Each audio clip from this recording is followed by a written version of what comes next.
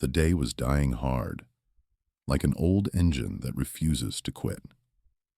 The sky over Ohio was the color of a greasy shop rag, and a chill October wind carried the smell of damp earth and decaying leaves.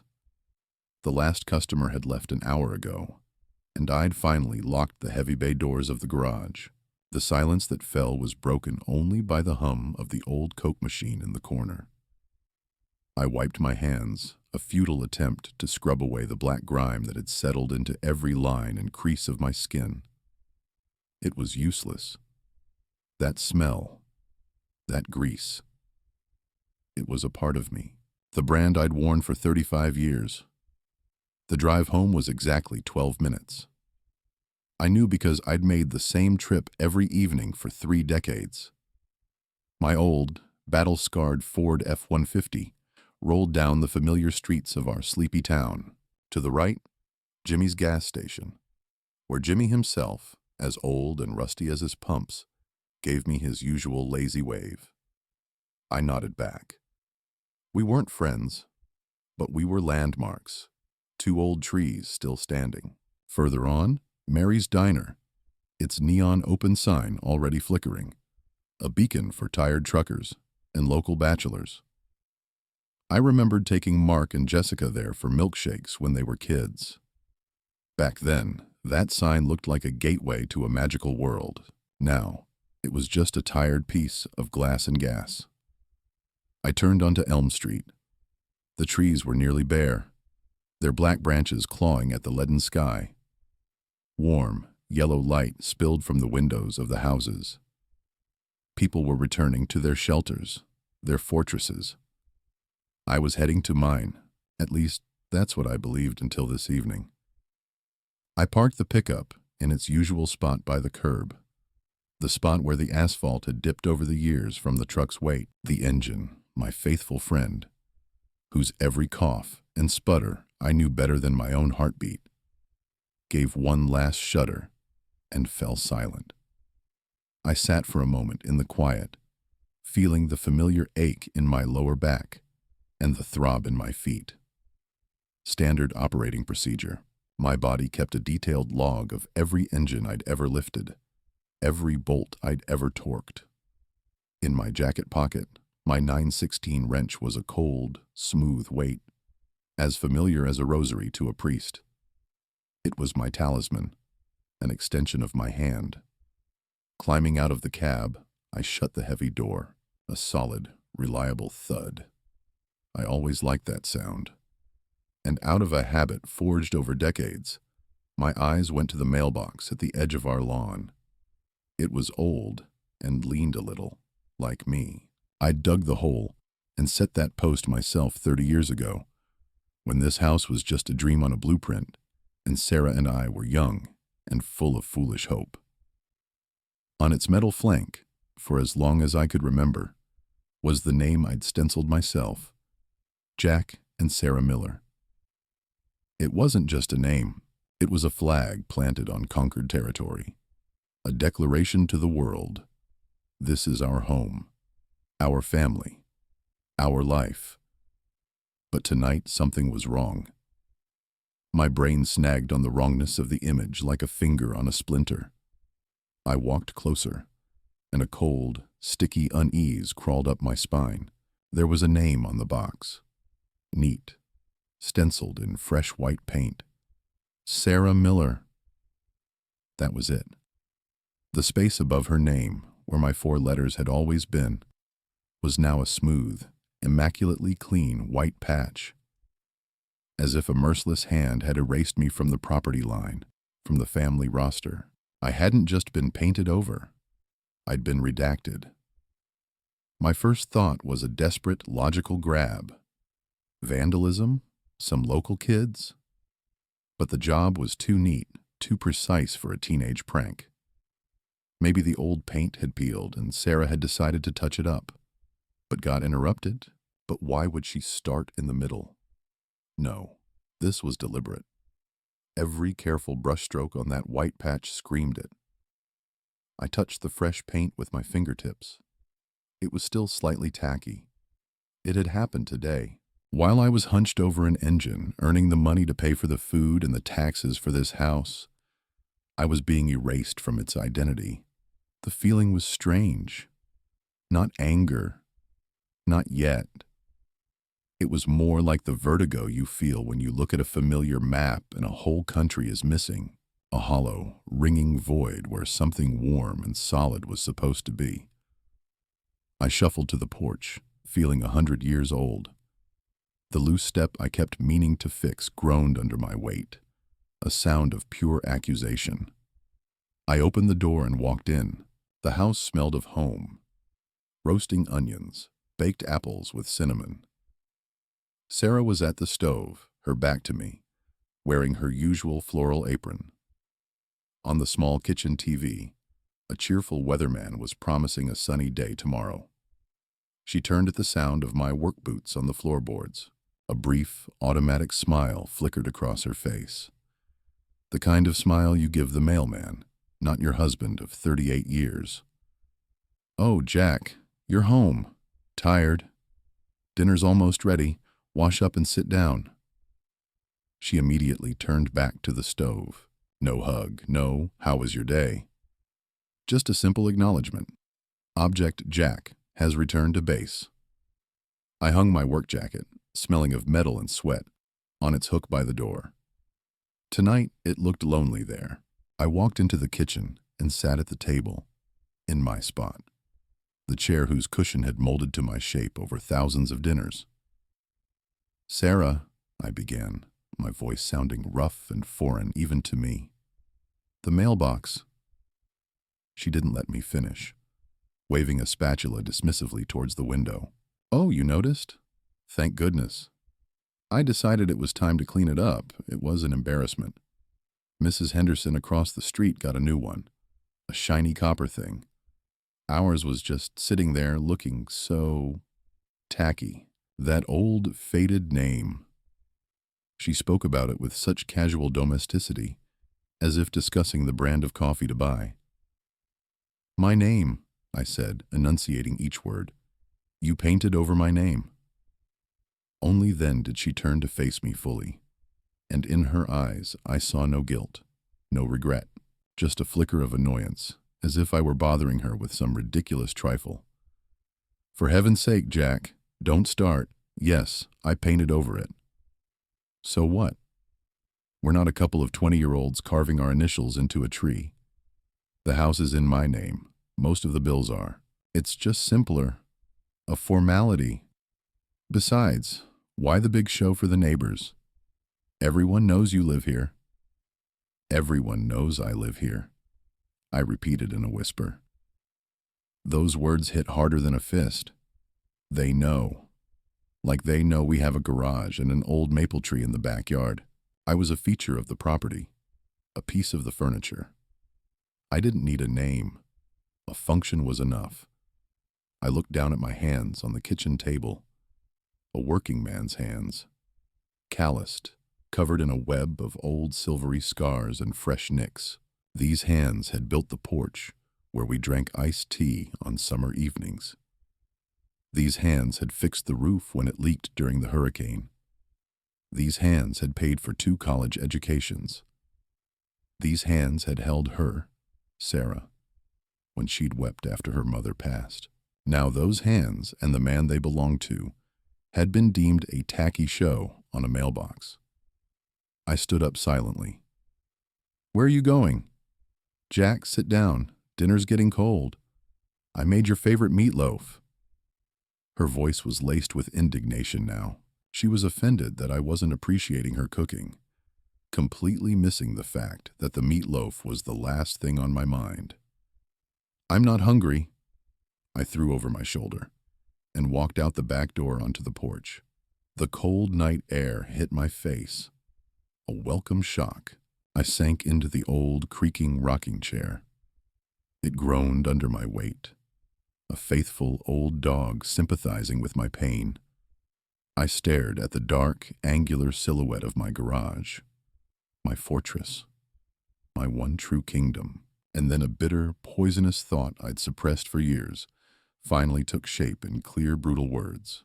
If you'd known, Jack, you old fool, that at the end of the road you'd be demoted from head of the family to an invisible tenant, you would have bought yourself a small cabin on the lake and a beat-up fishing boat, and you would have poured your money and your soul into that, not into these people, for whom your name is just excess paint on a piece of metal. I gripped the cold wrench in my pocket.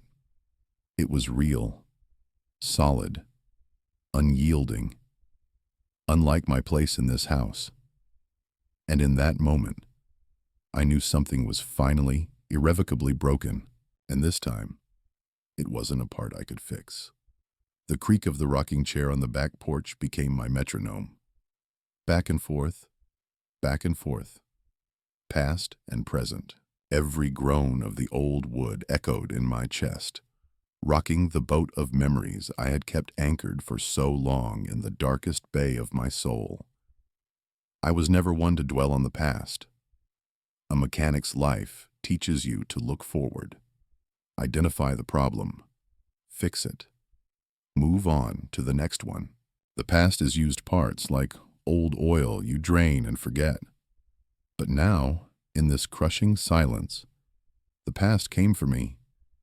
And it wasn't some kindly old man with a pipe. It was a ruthless prosecutor, reading a list of my sins against myself. I closed my eyes and the film started rolling. I'm 27, covered in mud and sawdust, but happier than I've ever been. Sarah and I are standing on this very plot of land, which was then just a field of weeds. She, young and beautiful, with eyes that shone like new headlights, is holding our firstborn Mark. We've just sunk every last dime we had into this land and the first load of lumber. My father, an old-school trucker, had told me then, "Son, you're not buying a house. You're buying yourself a life sentence of hard labor." I laughed in his face. What hard labor? I was building a paradise for my family. 2 years. 2 years with no weekends, no vacations, no fishing trips with the guys. Days at the auto shop, breathing in gas fumes for pennies. Evenings and weekends, building. I remember hauling cinder blocks until my back felt like a single, solid block of pain. I remember bloodying my knuckles laying bricks. One summer, during a thunderstorm, I stayed on the roof, trying to nail down the last sheet of tar paper, while Sarah screamed from below for me to come down. I couldn't. I wasn't just building walls. I was building a shield. I hammered my youth, my health, my own dreams into this house. When we finally moved in, I sat on this very porch and I cried. For the first time in my adult life, I cried from happiness and exhaustion. I thought they'd remember that. It turns out they just got used to it. I'm 43, the worst winter of my life. Not because of the cold. I'm sitting in a sterile white hospital room that smells of bleach and fear. Outside the window, it's Christmas. The town is glittering with lights, people are bustling. And I'm watching Sarah, pale and thin, holding her cold hand. The diagnosis had come like a judgment. The words were terrifying. Surgery. An expensive, complicated one. Our insurance, it turned out, was a joke. Good for covering aspirin and bandages. We needed cash, a lot of it. And we needed it yesterday. In my garage, under a tarp, sat my only treasure, my escape. A cherry red, 1968 Ford Mustang. I'd bought it as a rusted-out shell and spent 10 years of my life, screw by screw, part by part, bringing it back to life. It was almost finished. I knew its every curve, every note of its V8 heart. It wasn't just a car, it was art. It was my freedom on 4 wheels. I sold it in 3 days, took the first offer, no haggling. A young guy in an expensive suit showed up, looked at me like I was crazy. "Man, do you have any idea what you're selling? This is history." It'll be worth 3 times this in a couple of years. I knew. I silently took the wad of cash he offered, an amount that was an insult to the car's real value, and handed him the keys. He got in, turned the key. The engine roared to life, a deep, velvet, powerful sound. The sound of my dream driving away forever. I turned my back so he wouldn't see my eyes. I brought the money to the hospital and told Sarah my boss had given me a huge bonus. She smiled and called me her savior. She never asked how a simple mechanic got bonuses like that. She just took it as her due. I'm 55. A late-night call rips me from my sleep. My daughter, Jessica, is sobbing into the phone. Her husband, Phil, that perennial dreamer, had invested in some get-rich-quick scheme and lost everything. Their little boutique was on the verge of bankruptcy, and the bank was threatening to foreclose on their house. And in the background, I can hear the terrified cries of my grandson, little Leo. The next morning, with a heart like a lump of lead, I go to the bank. In my 401k, the only account I'd kept sacred was my nest egg. The money I'd saved for 20 years. My safety net. My guarantee that I wouldn't be asking my kids for a handout in my old age. I'd been dreaming of buying that hydraulic lift, so I wouldn't have to crawl on the cold concrete floor under cars anymore. I'd been dreaming of taking Sarah to see the ocean. I've never seen the ocean. I withdrew almost all of it. The young teller looked at me with concern. Are you sure, Mr. Miller? This is your entire retirement fund. I was sure. I brought them the cash. Jessica threw her arms around my neck, her tears soaking the collar of my old jacket. Daddy, I don't know how to thank you. We'll pay back every penny, I swear. Phil stood nearby, hiding his eyes like a guilty dog. I looked at my grandson's tear-stained face and said the words that were another nail in my own coffin. You don't have to. Just be happy. And they, with palpable relief, believed me. They didn't even ask if maybe I'd sold a kidney. They just took. Because they were used to me always giving. And my silence. Oh, my thunderous, treacherous silence. It was my greatest crime. I was silent when Mark, my lawyer's son, said to me condescendingly at the dinner table, in front of his snooty wife, Dad, let's not talk about investments. It's a bit more complicated than changing spark plugs. I stayed silent, pretending it was a joke, and passed the salad. I was silent when Sarah bought another designer handbag, justifying it with, Jack, we have to keep up appearances. Our children have a certain social circle. We can't embarrass them. I didn't ask why my face had to be covered in grease from work, so their faces could shine in their social circles. I just went to the garage and took on another repair job. I thought my silence was wisdom, patience, the foundation that kept the family peace. What a blind fool I'd been. My silence was permission. Permission to wipe their feet on me. Year after year, concession by concession, I had shown them that I, my feelings, my dreams, my very name, it was all unimportant, secondary, expendable, and this was the result. A neat white patch on the mailbox. This wasn't a sudden blow. It was the logical conclusion, the final period at the end of a long sentence of self-effacement. The cold was seeping into my bones. I was sitting on the porch of my own house, and for the first time in my life, I felt truly homeless. I spent the next few days in a fog. I'd go to work, my hands performing their duties with a muscle memory that bypassed my brain. I'd come home to Sarah's determined cheerfulness. She'd chosen her strategy, complete and total denial. She chattered with a frantic energy about the neighbor's new drapes, about a funny cat video Jessica sent her, about a new apple pie recipe she wanted to try. Her babbling was a smokescreen, an attempt to cover the gaping crater that had opened between us. I'd sit at the dinner table, eat, nod, and look right through her, right through the walls of the house. I had become an even more proficient ghost than before. The only difference was, now I knew it. The other shoe dropped on Saturday. It was a miserable day, a cold, whining drizzle, falling from a sky the color of dirty dishwater.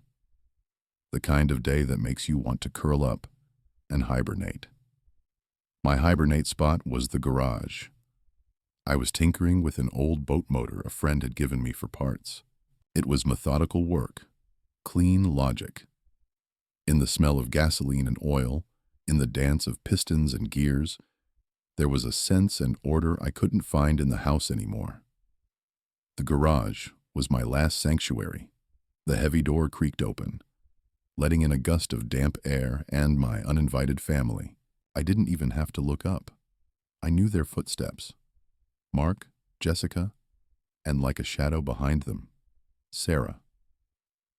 They stood at the threshold, bringing with them the scent of expensive cologne and the atmosphere of an alien hostile world. "Dad," Mark began, his voice firm and devoid of warmth. He strode in, his polished dress shoes stepping gingerly on my oil-stained concrete floor. "We need to have a serious conversation." I didn't stop my work, carefully cleaning a spark plug with a clean rag. "I'm all ears." "We've had a family meeting," he began, using the pre-rehearsed, sanitized language he probably learned in law school. "Look, the objective reality is, you're not at an age or in a condition to be handling a property this size. It's a burden. We're concerned about your physical and psychological well-being." Concerned. That was a new one. The last time they were concerned about my well-being was 5 years ago, when I had the flu. And only because there was no one to drive their mother to the mall. Jessica, playing her part as the good cop, stepped forward. Her voice was soft, laced with a counterfeit sympathy. "Daddy, Mark's right. We just want what's best for you. You've worked so hard your whole life. You've earned a rest. Why do you need this headache? Fixing the roof, mowing that huge lawn, paying these crazy property taxes? It's time to live for yourself." I slowly placed the spark plug on a clean spot on the workbench. The small metallic sound was deafening in the sudden quiet. I straightened up, my spine cracking in protest, and turned to face them. "What do you want?"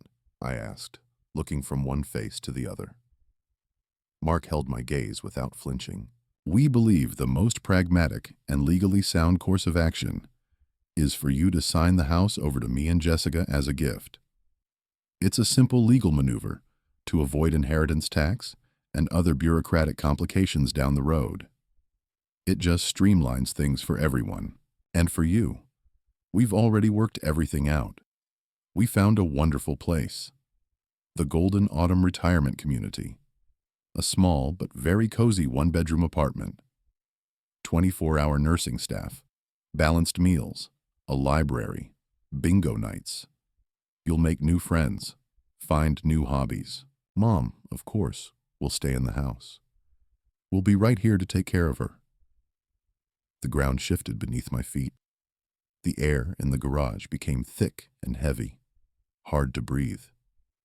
I looked at their faces, at my son, who, thanks to my back-breaking labor, got an education he was now using to legally evict me. At my daughter, whose family I'd saved from ruin, now smiling sweetly as she sentenced me to a retirement home, like an old dog to the pound. And I looked at Sarah. She stood slightly behind them, her eyes fixed on the floor, her silence a resounding signature on my committal papers. They hadn't just erased my name. They had prepared the eraser for my entire life. Pack it up, ship it out, and forget it ever existed. My workshop, I rasped. It was all I could manage. A pathetic, helpless whisper.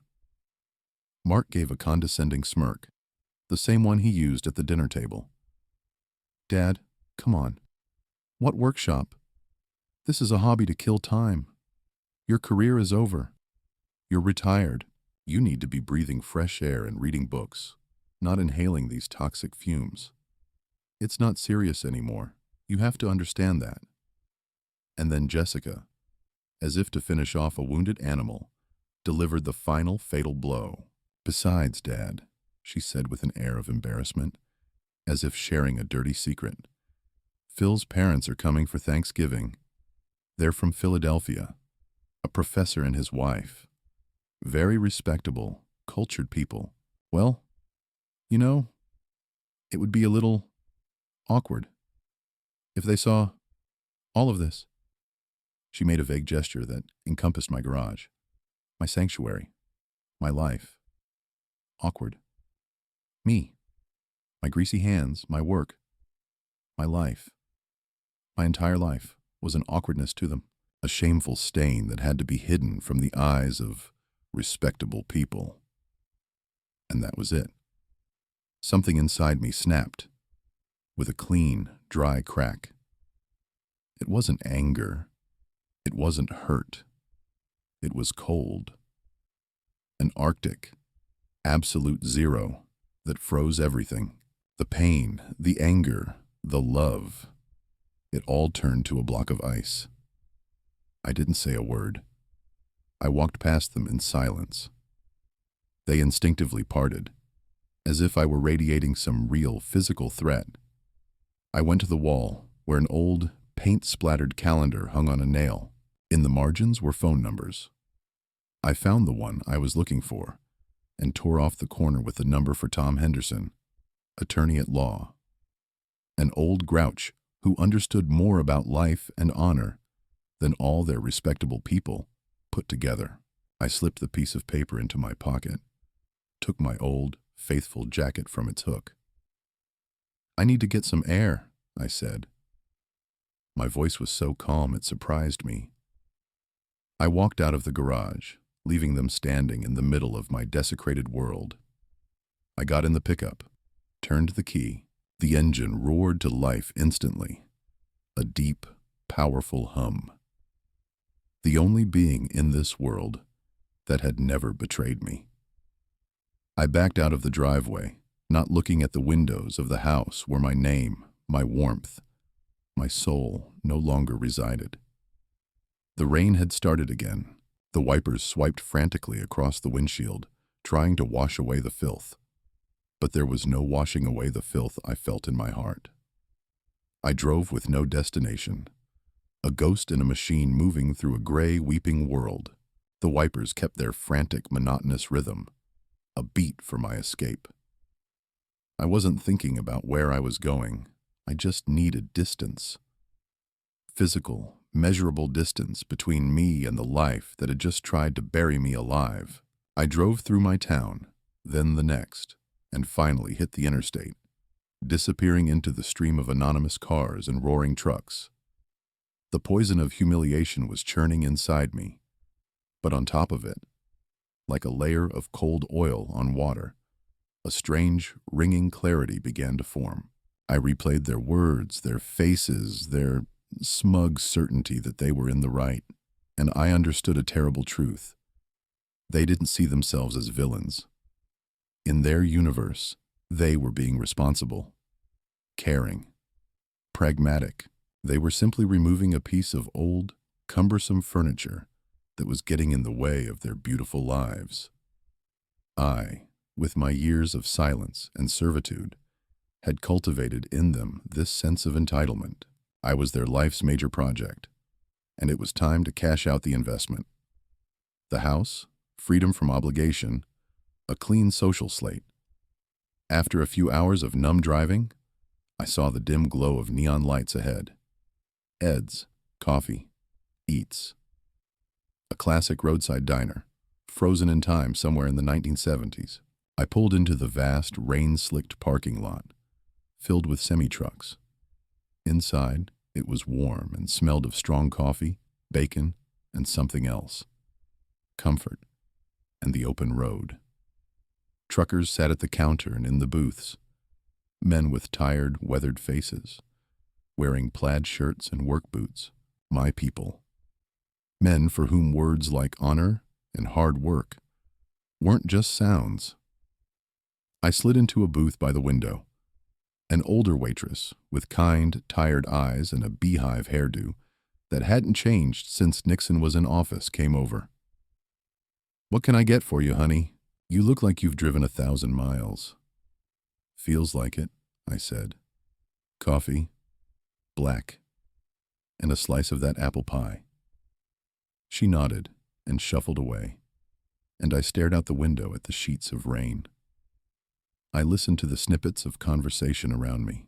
Someone cursing a dispatcher, someone bragging about new tires, someone speaking quietly on the phone to his wife. And in that simple, unvarnished atmosphere of masculine camaraderie, in that smell of coffee and honest exhaustion, the ice inside me began to thaw. Replaced by a resolve as cold and hard as steel, I pulled the damp scrap of paper with Tom's number from my pocket and dialed. "Henderson Law Office," a cheerful female voice answered. "I need to speak to Thomas. Tell him it's Jack Miller." After a moment, a familiar gravelly bass growled in my ear. "Jack, what in the hell? I figured the worms had gotten you by now. Where have you been all these years? You sound like you've seen a ghost." "Almost, Tom. I saw myself. And I need your help. Your good old snarling bulldog help." The next morning at 10, I was sitting in his office. It hadn't changed a bit. Same oak panels, same shelves overflowing with case files, same smell of good tobacco and old leather. Tom himself had aged, but he hadn't bent. He was like a tough old oak tree. He listened to my entire story in silence, never interrupting, his bushy gray eyebrows knitting together and then shooting up his forehead. When I finished, he was quiet for a long time, rolling an unlit cigar between his fingers. "Well," he finally drawled, "your kids are a couple of prime specimens of the modern age. Legally, they're clean for now, but morally—" He didn't finish, just spat disgustedly into a wastebasket. "So what's your play, Jack? Are you going to fight for your rights to the house? Sue for emotional distress?" "No, Tom. I'm done trying to prove anything to those people. I don't want the house. I don't want their love. I just want one thing back: my self-respect. And I want to cut them off. Completely. Like a gangrenous limb." A predatory glint appeared in Tom's eyes. "Cutting them off, you say? I like the sound of that.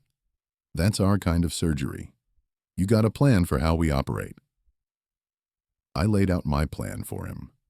It was as simple as a hammer swing, and as inevitable as the changing of the seasons. First, we went to the main branch of the bank. The young teller in a crisp shirt gave my work hands a disdainful glance. But when Tom sat down next to me and placed his massive briefcase on the desk, the teller's attitude changed. Within 30 minutes, I had redrawn the entire financial map of my life. The joint account with Sarah was closed. My entire 401k, every last cent, was transferred to a new, personal account to which no one else had access. I revoked all powers of attorney. I canceled every automatic payment that trickled out of my account each month to pay for Mark's car loan, for the home insurance, for the private school tuition for the grandkids. I was turning off all the taps. The funding for the project called The Prosperous Miller Family was hereby terminated. Next on the list was my old acquaintance, Bill Harris. I found him in his workshop, still tinkering with some tractor, despite being 80. "Bill, I'll get straight to it," I said. "Sell me your old garage, the one that's been empty on the corner of Maple and 3rd. He looked at me over his glasses. "Can't sit still, can you, Jack? Thought you were retired." "Retirement is for dead men, Bill. I'm not dead yet. So do we have a deal?" He named a price. It was a fair one. We shook on it. And that handshake meant more to me than buying that house 35 years ago. I wasn't buying walls and a roof. I was buying my sovereignty. My own patch of earth where I was the king. I got back to the house late that night. The house was dark and silent. I let myself in quietly, like a thief. On the kitchen table, where Sarah was used to finding household money, I placed 2 envelopes. One, from the bank, officially notified her of the account closure. The second, drafted by Tom, was an official legal document. In dry, merciless language, it offered to either split all future costs of the property 50-50, or to put the house up for sale and divide the proceeds according to legal ownership. I was no longer the benefactor. I was a co-owner, with rights. I didn't wait for morning. I went upstairs to my bedroom, where Sarah was asleep, and quietly packed a bag. A couple of pairs of jeans, a few shirts, my shaving kit. On the dresser was our wedding photo. We were so young. I stared at it for a long time. Then I carefully removed the photograph from its silver frame and put it in my bag. I left the empty frame on the dresser. Walking out, I took one last look at the living room, the armchair where I watched baseball, the bookshelf I built with my own hands. It was all foreign to me now. On the kitchen table, next to the envelopes, I left my key to the front door. It made a small, final clink, the last note of my previous life. I stepped out into the night. The rain had stopped. I got in my truck, and without turning on the headlights, coasted down the street. In my rearview mirror, I saw nothing but darkness, and that was good. Ahead of me was the unknown, but it was mine. The first few days in my new old garage were like being shipwrecked. The space was cold, damp, and smelled of neglect. I slept on an old mattress I'd salvaged, covered with my work jacket. I was alone, utterly alone. My phone, which I'd eventually turned back on, buzzed incessantly. Angry tirades from Mark, mixing threats of legal action with accusations of senility. Hysterical, weeping voicemails from Sarah, and texts from Jessica, full of faux concern. "Daddy, where are you? We're so worried. Please come home." I read them all and deleted them. They weren't worried about me. They were worried about their shattered comfort. I didn't answer. I worked. From dawn till dusk, I scrubbed the floors clean of decades of grime. I patched the cracks in the walls. I ran new wiring, and instead of a single dim bulb, bright fluorescent lights flooded the space. I built a sturdy workbench and shelves from old pallets, and I hung up my tools. Every wrench, every screwdriver, every hammer found its place. This wasn't just cleaning. This was the rebuilding of my world. I was taking back control of my life, starting with these 20 square meters. Word travels fast in a small town. After 3 days, old Frank pulled up in his rattling pickup. "Heard you were back in business, Jack. Opened up your own shop. Is it true?" "It's true, Frank. What's wrong with her?" "She's got a knock. Sounds like a woodpecker on speed." By evening, Frank's old truck was purring like a kitten. He pressed a wad of cash into my hand. "Thanks, Jack. Good to do business with you. Honest and reliable." The words honest and reliable were music to my ears. After Frank came others, old customers, glad that old Jack was back in the saddle. Then their friends, their neighbors. They brought me more than just their broken-down cars. They brought me their problems, their stories, and without knowing it, they brought me my medicine. I was needed again, but now my value was based not on obligation, but on skill. I was valued for what I could do, not for what I owed. Within a week, I had a waiting list. I bought myself a new mattress, a small fridge, and an old radio. In the evenings, when the work was done, I'd sit on a folding chair by the garage doors, drink a cold beer from the bottle, eat a sandwich from the diner across the street, and listen to jazz. I discovered I loved jazz. It had freedom, improvisation, a bittersweet sadness, and incredible strength. It was the soundtrack to my new life. Exactly 2 weeks after I left, on a Saturday afternoon, they showed up. All three of them. I was under an old Buick, up to my elbows in grease. Mark's shiny black SUV pulled up to the bay doors and stopped, silent and menacing like a predator. They got out, dressed as if they were going to a governor's reception, not a dirty garage on the edge of town. I took my time. I tightened the last bolt, wiped my hands on a rag that had long since surrendered its original color, and slowly rolled out from under the car on a creeper. I stood up, and I looked at them. On my land, by my rules. "Jack," Sarah began, her voice trembling. "We need to talk. This circus has to stop." "This isn't a circus, Sarah. This is my life," I replied calmly. "What do you want?" "You left us without a penny," Mark exploded, unable to contain himself. "The mortgage payment is due, the insurance, the property taxes. She can't pay for all that. Do you understand what you've done?" "I understand perfectly," I nodded. "I've relieved myself of the responsibilities you all took for granted. But your mother has you. You, the successful lawyer. And Jessica, the business owner. You didn't actually think I was going to support you all until I died. And then you just inherit everything I ever earned, did you?" "Dad, that's inhuman," Jessica chimed in, her eyes welling up with tears. I couldn't tell if they were real anymore. "We have our own loans, our own kids. We weren't prepared for this." At that, I laughed. A loud, raw, rattling laugh. The kind of laugh that's more like a cough after a long illness. "You weren't prepared?" Was I prepared to hear that I needed to be shipped off to a nursing home because I'd be an embarrassment? Was I prepared to see my name erased from my own mailbox like a typo? You weren't prepared for responsibility. You've lived your whole lives at my expense and at the expense of my silence. Well, that account is closed. The Bank of Dad is out of business. I turned, walked to the wall where my new pride and joy hung. A small oak plank, sanded and varnished. On it, in a firm hand, was carved a single word. "Jack." "There," I said, pointing to it. "There's my name.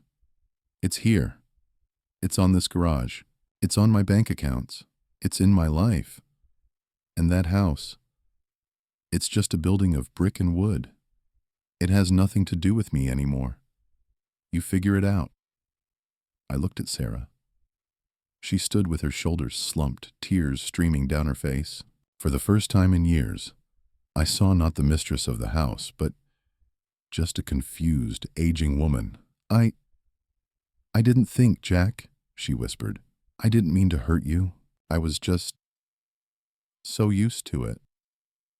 "We were all used to it, Sarah," I said, my voice finally free of anger, holding only a deep, abiding weariness. "I was used to being a shadow. You were used to not seeing me. It's time for all of us to get unused to it." They stood for a moment longer in an awkward silence, then left. I didn't watch them go. I turned on the radio, and the garage filled with the sound of a saxophone. Another month passed. One evening, as I was closing up, Jessica's modest car pulled up. She was alone. She got out, holding an envelope. "Hi, Dad." "Hi, Jess." She handed me the envelope. "It's not much. It's the first part of what I owe you. I got a second job in the evenings." I took the envelope. We sat on a couple of crates by the door, watching the day fade. She began, not looking at me. "I ordered a new plaque for the mailbox, a brass one. It says the Miller family." I nodded. "Thanks, honey." Then I added, "But it doesn't matter as much as it used to. And that was the God's honest truth. I didn't need a signpost anymore to know who I was. Last week, I finally took a drive for myself. I went up to Lake Erie. There, at an old, abandoned boatyard, I found her. An old wooden motorboat, dried out, paint peeling, half sunk in the shallows. She was in terrible shape. She would require a mountain of work, patience, and love. I bought her for next to nothing, hauled her back to my garage, and now, in the evenings, I work on her. I'm replacing the rotten planks, sanding, caulking. I know that one day I will set her on the water, and on her stern, in gold letters, will be her name. Not just Jack, but the unsinkable Jack. Because a man, just like a boat, doesn't sink because of the water around him. He sinks because of the water that gets inside. And I, it seems, have finally bailed myself out.